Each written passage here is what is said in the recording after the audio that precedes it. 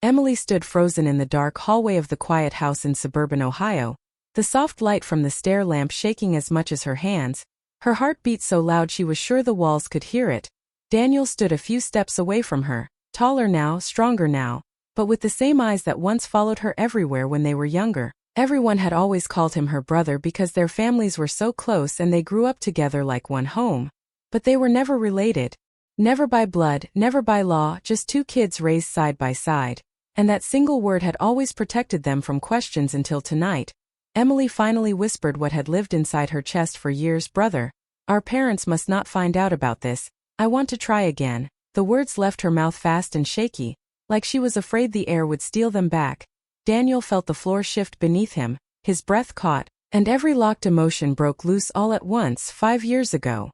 She had left for college in Toronto. 5 years of silence he pretended did not hurt. 5 years of forcing himself to forget the girl who once sat beside him on the roof and dreamed about forever like it was something simple. Emily was 23 now, carrying distance in her eyes and courage in her voice. Daniel was 25, stuck in the same town, working in the same garage, living in the same room filled with memories he never asked for. He wanted to speak but fear tied his tongue. The house was quiet except for the low sound of the television downstairs where their parents laughed at something harmless, unaware that everything above them was on the edge of falling apart. You should not be here like this, Daniel finally said in a low voice. You should not say words that shake the past. Emily took one step forward, her eyes glossy with held tears. I tried to build a new life in Canada. I met people, I smiled, I lived, but my heart never crossed the border with me. It stayed here with you. Daniel turned his face away but the pain stayed in his voice. You left without looking back. You broke me without knowing it.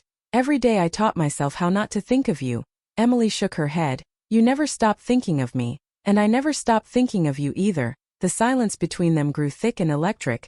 He remembered the last night before she left, how they almost crossed a line they were too scared to name, how they stopped one breath before it happened, terrified of what it would mean for their families, terrified of destroying what they were supposed to be. And now she was standing here again, challenging the rules that once saved them. Their parents still believed their bond was pure and simple, nothing dangerous, just childhood closeness, but real closeness had no simple shape. Daniel whispered, they will never understand this. If they find out it will tear everything apart. Emily stepped closer, her voice gentle but firm. I already lost you once, I refuse to lose you again without trying. Her hand lifted without thinking, and when their fingers touched for a single brief second, it felt like 5 silent years crashed into one heartbeat. Daniel pulled back fast as if burned. Then the stair behind them creaked softly. Both of them froze. Fear rushed into the space where desire had lived a moment ago. Footsteps seemed to rise from the dark. Emily's breath caught in her chest. Daniel's muscles locked, but the sound faded. It was only the house shifting in the night, not a parent climbing the stairs, not the truth being exposed, just old wood settling under quiet pressure. They both released the breath they were holding. But the danger did not leave, it only waited. Emily whispered again, I am not asking for promises, I am asking for a chance to stop lying to myself. Daniel stared at her, every rule he built around his heart shaking, every reason he used to survive without her now weak and broken. And for the first time since she left, he realized he had never healed. He had only hidden. The television laughed downstairs. Again, normal life went on below them while their world hovered between memory and disaster. And as they stood in that narrow hallway with fear on one side and longing on the other, Daniel finally understood that the night she returned was not the night the past came back. It was the night the future began to demand an answer. Emily pulled back the second the hallway went quiet again, her chest tight as if she had run miles without moving. Daniel stood frozen where he was, his hands hanging empty in the space where her warmth had just been. Neither of them spoke because even one word felt too loud for the secret they had almost broken open. After a moment Emily turned and slipped into the guest room without looking back. The door closed softly but the sound echoed hard inside Daniel's chest. He stayed in the hallway long after she was gone, staring at the floor like the truth might rise from it and tell him what to do. That night's sleep did not come easy to either of them. Emily lay on the unfamiliar bed staring at the ceiling fan as it turned slow circles above her head. Every sound of the house felt sharp, each memory rushed in without warning. The roof they once sat on under summer stars, the way Daniel used to wait outside her classroom after school, the promise in his eyes that neither of them knew how to name back then. She pressed her palm to her chest to calm the storm inside her but it only grew stronger. In his room, Daniel sat on the edge of his bed with his elbows on his knees, the same poster still on his wall, the same desk by the window. His life had stayed in place while hers had moved forward, and now both paths had crossed again in the most dangerous way. He tried to remind himself of every reason he had built to stay distant: family, loyalty, fear, respect, but none of those reasons could silence the way his heart reacted when she stood close. The house slept around them while they stayed wide awake with thoughts they could not escape. Morning came too quickly. Sunlight cut through the curtains like it had something to expose. Emily dressed quietly and went downstairs. Daniel followed minutes later, both pretending the night meant nothing. Their mother stood at the stove humming softly as she made breakfast, casual and unaware. She smiled at Emily as if nothing had changed, as if the house had not almost cracked in half just hours before. They spoke small and careful words across the table, passing plates, asking simple questions, all of it sounding normal to anyone who listened from the outside. But every glance between Emily and Daniel held layers of unsaid truth. After breakfast, Daniel escaped to the garage to work, and Emily stayed behind pretending to read in the living room, but her eyes kept drifting to the door he had left through by afternoon. The heat pressed heavy over the town and restlessness pulled at both of them. Emily finally slipped out the back door and walked toward the old garage without telling anyone where she was going. She found Daniel behind it just like she hoped, sitting on an upside-down crate wiping grease from his hands. The moment he saw her, the weight in his chest shifted again. Neither of them smiled, neither of them joked. The air between them was too honest for that now. She stood across from him under the open sky and spoke fast as if courage would run out if she slowed down. "I am not here to trap you or force you into anything. I just need to breathe without lying." Daniel stood up slowly, his eyes tired and guarded. "I spent years building a wall around this. I do not know how to pull it down." Emily took a step closer. "You do not need to tear it down all at once, just stop pretending it was never there." He looked away toward the trees at the edge of the yard. The same trees that once hid them. "When they were kids escaping chores and rules, I was angry at you for leaving," he admitted, but being angry was easier than being broken. Emily felt tears rise, but she kept her voice steady. "I never left because I stopped caring, I left because I was scared of what caring meant." The words hung between them like something fragile and bright. Daniel exhaled slowly. Every fight he had carried alone, losing strength. "I tried to meet other people," he said, "but none of them felt real next to you." They stood silent again. And then, without thinking, Emily stepped into him and wrapped her arms around his waist, not in rush or fear, but in calm need. Daniel hesitated only a second before his arms came around her shoulders, holding her like he had wanted to for 5 long years. The world did not end, the sky did not fall, only their breathing slowed into something steady and sure. They did not kiss, they did not cross any line that would shatter everything, but the closeness said enough. After a moment they pulled apart, both shaken and lighter at the same time.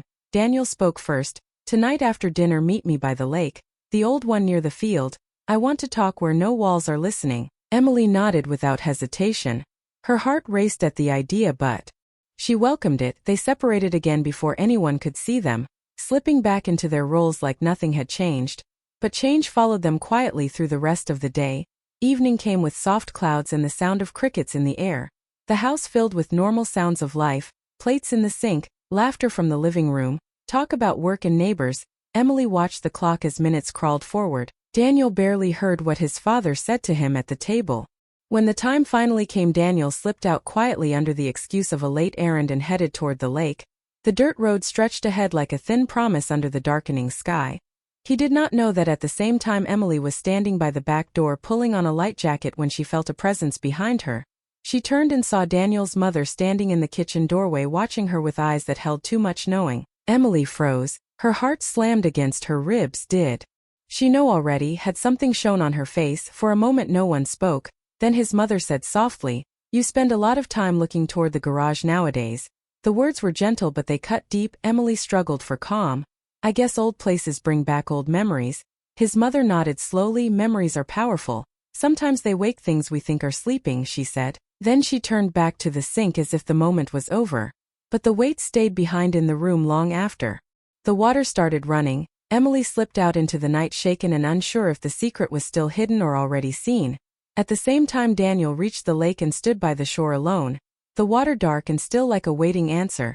He watched the path where Emily should appear, every shadow making his heart jump, but deep inside another fear grew louder, the feeling that something had shifted beyond their control.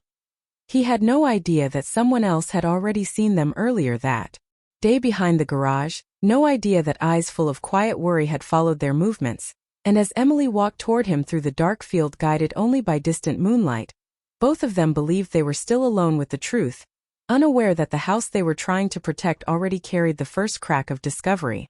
Daniel waited by the lake with his hands in his jacket pockets as the night spread wide and quiet around him. The water reflected broken pieces of moonlight and the wind carried the smell of grass and distant farms. His thoughts ran fast and loud even though the world was calm. Every fear he had pushed away all day now stood in front of him. Fear of hurting their parents, fear of losing Emily again, fear of choosing wrong and living with it forever. When Emily finally appeared through the field, his heart lifted and sank at the same time. She walked toward him with quick steps and tired eyes as if she had been carrying weight the entire way. When she reached him, neither of them spoke at first. They just stood facing each other beside the dark water, both knowing this meeting carried the shape of a turning point.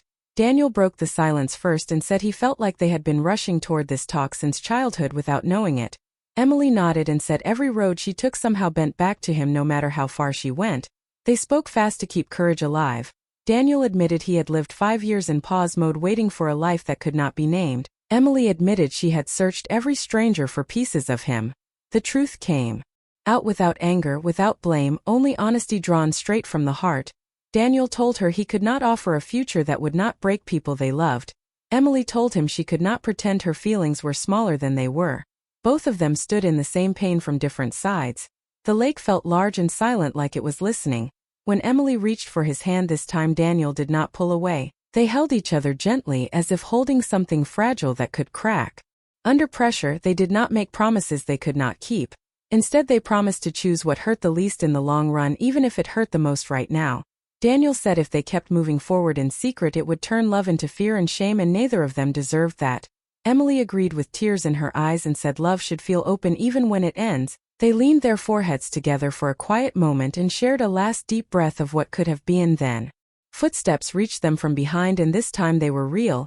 Daniel turned and saw his mother standing a few steps away with her arms wrapped around herself against the night breeze. Her face held sorrow and calm mixed together, like she had been carrying this moment for longer than either of them knew.